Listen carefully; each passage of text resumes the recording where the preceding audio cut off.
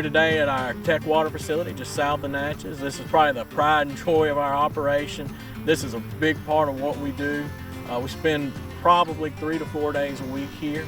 We really think this gives us a competitive advantage in both the hunting and the hunt test and SRS games. So this facility was built in the 90s when they were building the highway. A gentleman was a client of Danny Farmer's. He built it specifically for Farmer.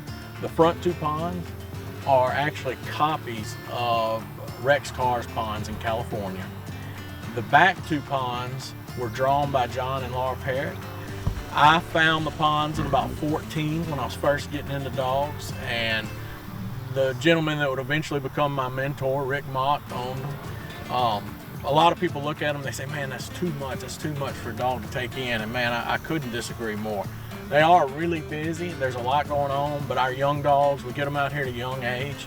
We want them really comfortable with seeing this. They come out here, they may pick up fun bumpers, they may get to chase the 4-wheeler, they're out here playing, and I want them to look at this and be very confident that they can conquer what's here. I think when a lot of dogs look at a spread of 800 decoys for the first time, they're greatly intimidated.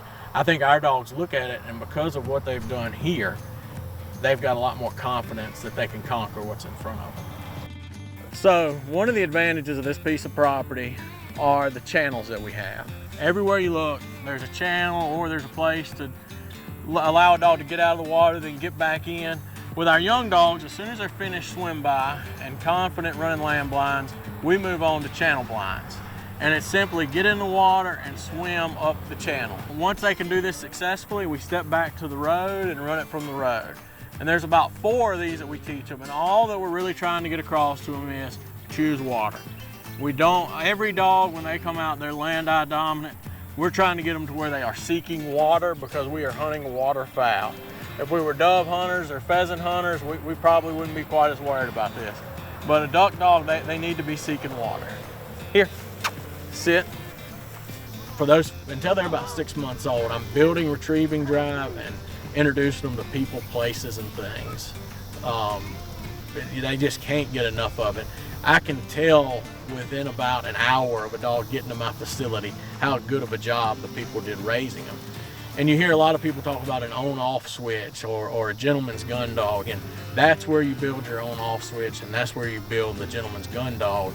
It's got a lot less to do with breeding and a lot more to do with how you raise them and getting them to that 6-month age. There are a lot of questions I don't get asked as a dog trainer that I wish I did, and one of the things I never get asked is, how many places will my dog go when he's with you?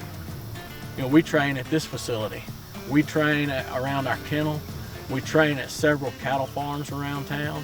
We train at Honey Break. I want the dogs to be comfortable getting out and seeing something different around them. I don't want them to think it's the same thing every day. And I feel like that gives us a leg up, once again, competition and in the hunting blind.